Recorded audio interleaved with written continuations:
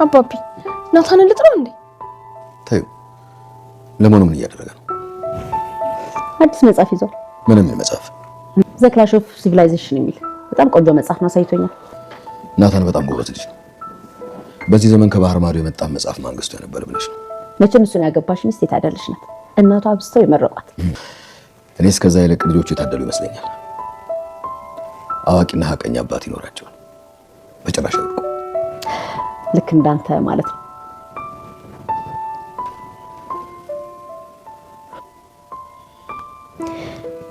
እንደውነቱ እኮ ናታን እዚህ ቤት ከመጣ በጣም የተለወጠ። ለዚህ ደግሞ ትልቁ አሪያው አንተ ነህ ማለት ነው። ተይኝ እስኪ ማርቲ። አባዬ ናታን ልጥራው እንዴ? አዎ ሂጂ ጥሪውና ከኛ ጋር እዚህ ጫወት።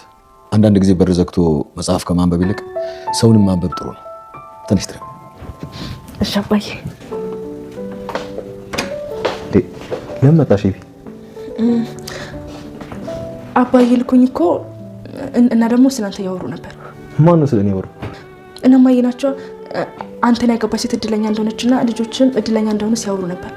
ሰው እኮ ይቀየራል። አንድ ያሽ ማንነት እስከ ዘላለም አብሮሽ አይቆይም። አንቺ ራስ ተቀይረሽ የለ እንዴ? አልተቀየርኩም። አሁን ብቻ የድሮ ኤቢ ነኝ። ምን ማለት ነው ተቀይረሻል? ምን መሰል ያደረኩት ሰምቼ መጫለሁ። ይሄ ለውጥ ከተባለ ነው እንጂ አሁን ብቻ የድሮ ኤቢ ነኝ። ከጠላሁ ጠላሁክ ነው፣ ከወደድኩ ደግሞ ወደድኩ ነው። እሺ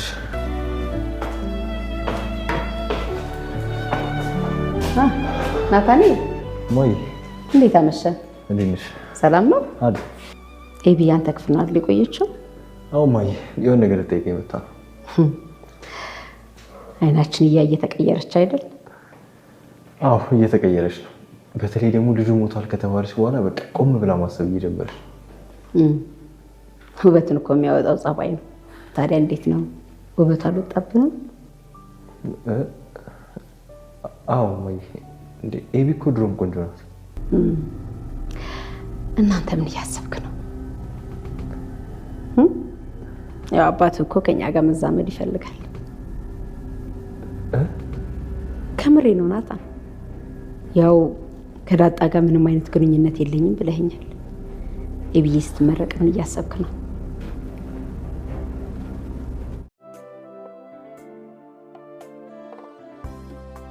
አቶ ደረጀ ልጁን የስንብት ቃል በሚመስል ልጅን ለመጨረሻ ጊዜ ሊሆን ይችላልና ልቀፈው ብሎ ልጅነቱን አምኖ ተቀብሎ አቅፎታል። ልጁንም ሲያይና ከልጁ ጋር ሲጫወት የመኖር ተስፋ ጉጉት ያለው ይመስላል።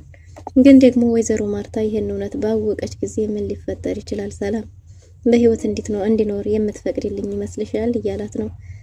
ሰላምም አቶ ደረጀ ብቻውን በመምጣቱ እጅግ በጣም ደንግጣለች። እንዴት ብቻህን መጣህ ብትለውም እና ከማርታ ጋር እንዲመጣ ጠብቀሽ ነበር? ከማርታ ጋር ማርታንና አንቺም ጎን ለጎን ላያችሁ አልችልም፣ አቅሙ የለኝም እያለ ነው።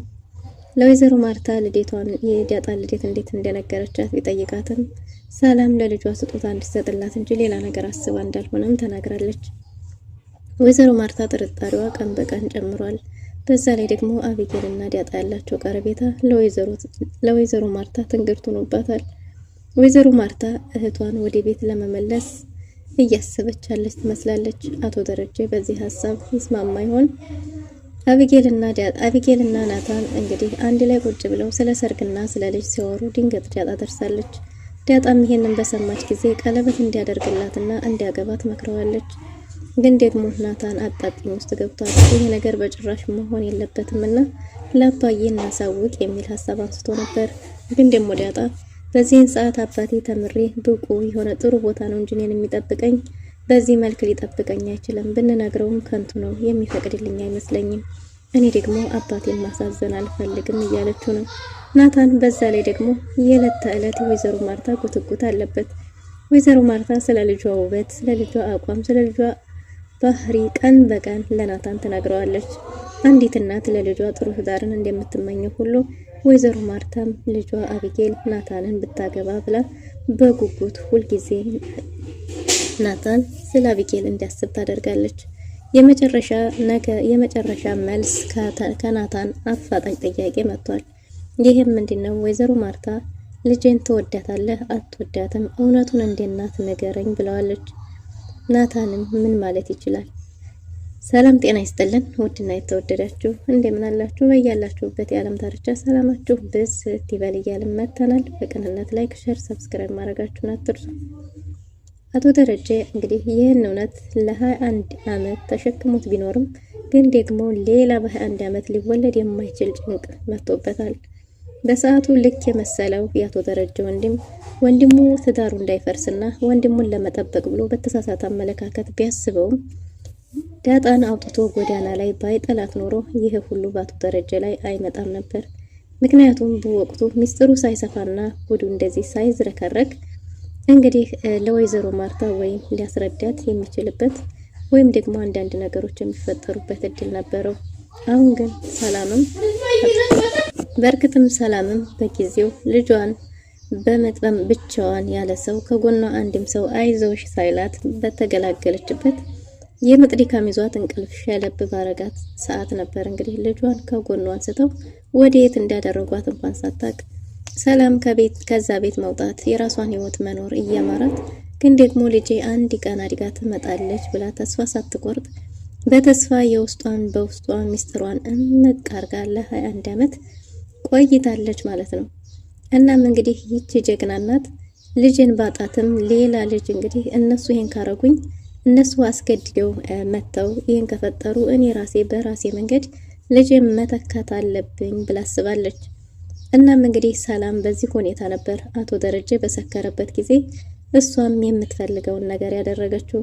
ደግሞ ሐሳቧስ ትክክል ሆኖ ተሳክቶላት እንግዲህ የምትፈልገውን ወይዘሮ ማርታ ስትጓጓለትና ስትመኘው የነበረውን ግን ደግሞ በምኞትና በጉጉት የማይገኘውን ወንድ ልጅ ተቃጭሎ ምን የመሰለውን ሸበላ ዱብ ያደረገችው።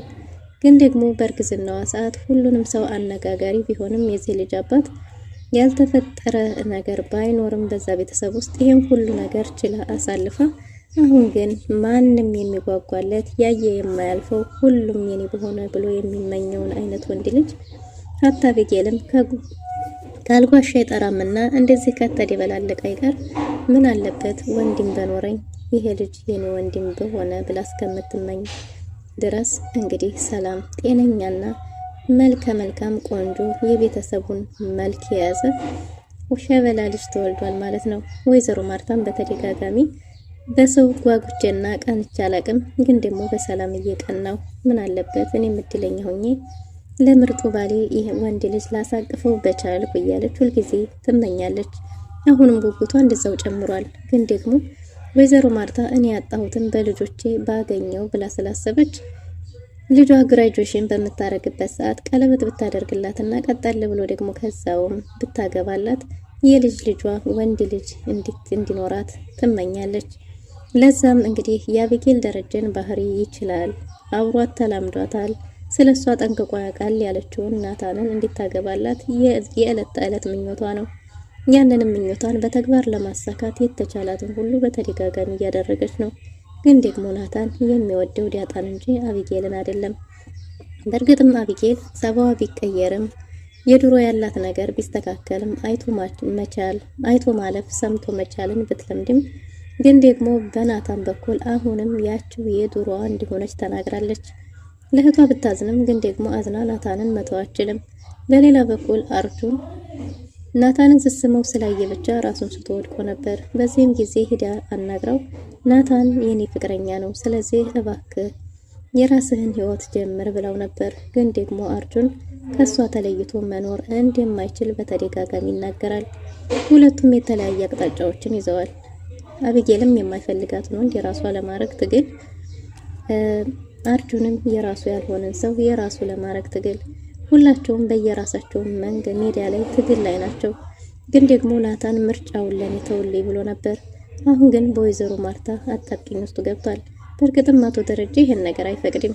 አቶ ደረጀ ወንድ ልጅ ተለምኖ ሳይሆን በሚያምረው እሱ ለምኖና ጠይቆ ሲሆን እንጂ ወንድ ልጅ እንደ ሴቶች የማይወደው ሰው ጋር ተመሳስሎ መኖር አይችልም።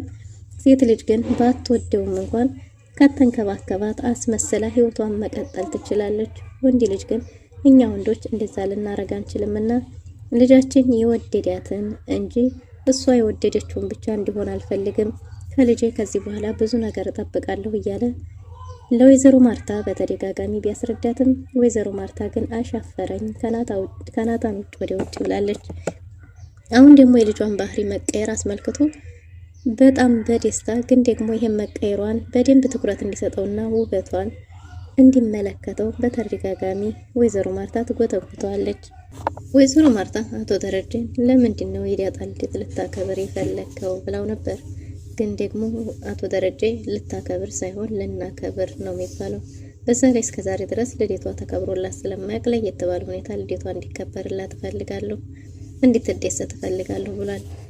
በሌላ በኩል ናታን ለዳጣ ከአባቷ ትልቅ ሰርፕራይዝ እንዳላት በነገራት ጊዜ መቼም አባቴ ጭንቀቴን ያውቃልና እናቴ ሊሰጠኝ ይችላል ብላ በጉጉት እየጠበቀች ነው። አቶ ደረጀም የልጁ ጉጉትና ስቃይ ስለገባው እንግዲህ ይህንኑ ለማድረግ ጎንበስ ቀና እያለ ይገኛል። ወይዘሮ ማርታ የእህቷ ጉዳይ ሰላም እንደነሳ ስትናገር ናታን መዲ አሁን የት ነው ያለችው እያላት ነበር። እናም እንግዲህ አሁን ላይ ያለችበት ሁኔታ የት እንዳለች ባታቅም እኔም ፈርታ ሊሆን ይችላል እንጂ ከዚሁ አካባቢ ብዙ ላትረቅ ትችላለች የሚል ግምቷን ተናግራለች።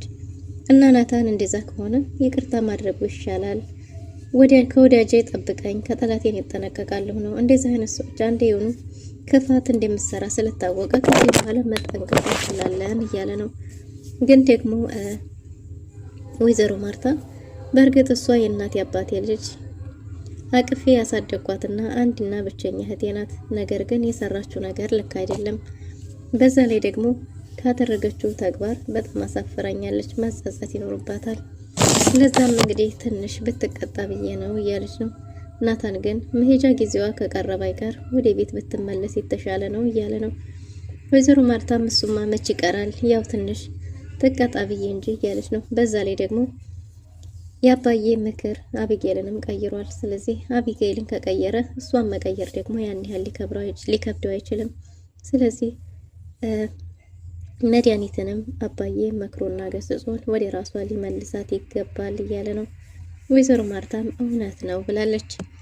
እንግዲህ ወይዘሮ ማርታና አቶ ደረጀ ምሽት ላይ ሰብሰብ ብለው ቤተሰቡ ቁጭ ባለበት አንድ ፊልም እያዩ ነበር። ግን ደግሞ በፊልሙ መሀል ስለ ናታን እንደ ቀልድ ተነስቷል። ናታን የት ነው ያለው በሚል ሀሳብ በተነሳ ጊዜ ናታን ክፍል ውስጥ ነው፣ አዲስ መጽሐፍ ይዟል ብላለች ወይዘሮ ማርታ። ይህም መጽሐፍ የእንግሊዝኛ መጽሐፍ ነው፣ የውጭ ታሪክ ነው። እናም እንግዲህ አቶ ደረጀ በዚህን ጊዜ እንኳንስ አይደለም ቀርቶ የውጭን የሀገሩን ውስጥ እንኳን መጽሐፍ ምን አለ ብሎ አንባቢ በጠፋበት ጊዜ የሱ ግን የተለየ ነው፣ በጣም አስተዋይና መልካም ልጅ ነው እያለ ነው። ወይዘሮ ማርታ አቤት የሱ ሚስት የሆነች ሴት እጅግ በጣም ታደለች ብላ ነበር። ግን ደግሞ አቶ ደረጀ ብድግ ብሎ ሚስቱ ሳትሆን የታደለችው ልጆቹ ናቸው፣ የሱ ልጆች እጅጉን በጣም የታደሉ ልጆች ናቸው ብሏል። እናሱማ እውነትህን ነው፣ ይሄ በጸባዩ በስነ ምግባሩ የታነጸ ልጅ ነው። ይሄ ደግሞ የሆነው ናታን እዚህ ቤት ከመጣ በኋላ ነው። ያ ማለት ናታን የተቀየረው በአንተ ነው። አንተ ንጹህና አስተዋይ መልካም ልዩ አባት ስለሆንክ አንተ ነህ ሞዴሉ እያለችው ነው። በዚህን ጊዜ እንግዲህ አቢጌልና አቶ ደረጀ ተፋጠዋል። አቢጌል የምታውቀው እውነት አለ። ወይዘሮ ማርታ ደግሞ በሙሉ ልቧ ይህን ባለች ጊዜ እንግዲህ አቶ ደረጀ እየተሸማቀቅም ቢሆን ዝም ብሏል። ግን ደግሞ የአቢጌል ዓይንም እንደ ሰዓት ይጋረፋል። አቶ ደረጀ በቃ ጥሪው ሁልጊዜም እኮ መጽሐፍን ብቻ ሳይሆን ሰዎችንም ማንበብ ጥሩ ነው። ስለዚህ ጥሪውና አብረን ሰብሰብ ብለን ብናመሽ ይሻላል ብሏት አቢጌልን ወደ እሱ ክፍል ልኳት ነበር። አቢጌል ናታን መጽሐፉ ጋር ቁጭ ባለበት ወደ ክፍሉ በገባች ጊዜ እንዴ በዚህ ሰዓት እንዴት ትመጫለሽ? በዚህ ሰዓት እኮ መምጣትሽ ልክ አይደለም። ድንገት ዳጣ ብትመጣስ ለምን መጣሽ ብሏት ነበር። አቢጌልም ቤተሰቡ ስለሱ መልካምነትና እድለኝነት የሱ ሚስትና ልጆች ሆነው የሚፈጠሩት እጅግ በጣም እድለኞች እንደሆኑ እየተወራ እንደሆነ ስትነግረው አቢጌል እንደዛማ ማለት የለብሽም፣ የሰው ልጅ ፍጹም አይደለም፣ የሰው ልጅ ይቀየራል፣ የማይቀየር ነገር የለም ብሏል አቶ ደረጀ። እናም ናታን አቢጌልም እኔ አንተን ነው ማግባት የምፈልገው፣ እኔ ብቀየርም የተቀየርኩት አይቶ ማለፍን ሰምቶ መቻልን እንጂ የድሮ አቢጌል በምንም የተቀየረችው ነገር የለም። ባንተ ደግሞ አልደራደርም። ከዚህ በፊትም እወድሃለሁ እንደምወድህም ታውቃለህ። አንተ ደግሞ ዳጣን ትወዳለህ እያለችው ነው። ስለዚህ ማግባት የምፈልገው አንተን ነው። አንተን አግብቼ ለቤተሰቦቼ ወንድ ልጅ ማሳቀፍ እፈልጋለሁ እያለች ነው። ግን ደግሞ ናታን የጋብቻውን ነገር ታዩ፣ ምርጫውን ለኔ ታይልኝ፣ ከኔ የተሻሉ እጅግ በጣም መልካም ወንዶች አሉ። የሰው ልጅ ባህሪ ደግሞ በዚሁ አይቀጥልም፣ ሰው ይቀየራል። ትናንት አንቺ ሌላ ሴት ነበርሽ፣ አሁን ተቀይረሻል ቢላትም እንዳልተቀየረች በሙሉ አንደበቷ ተናግራለች። ግን ደግሞ ናታን አሁን በአጣብቂኝ ውስጥ ገብቷል። አቢጌልና ናታንን አንድ ላይ ስታይ ውስጧ የሚረበሸው ዳጣ ሁሉንም ችላ ለእህቷ ስትል አይቶ ማለፍን ለመለማመድ እየሞከረች ነው። በዛ ላይ የራሷ ውጥረት ብዙ ስለሆነ፣ በሌላ በኩል ወይዘሮ ማርታ ልጇን አቢጌልን እንዲያገባ እየወተጎተችው ነው። ከዚህ በፊትም አባቱን ደውላ ስላናገረችው የአባቱን መልካም ፍቃድ ስለሰማች አሁን ላይ ማወቅ የምትፈልገው ስለ ናታን ብቻ ነው። ናታን እሺ የሚል አንዲት ቃል ቢያወጣ ግን ወይዘሮ ማርታ ውለው እንዲያድሩ የምትፈቅድ አይመስልም። እድሜዋም እንደደረሰ በተደጋጋሚ እየተናገረች ነው። በዚህ ሁኔታ ላይ ነው እንግዲህ ናታን ምርጫህን ተናገር ተብሎ አጣብቂኝ ውስጥ የገባው።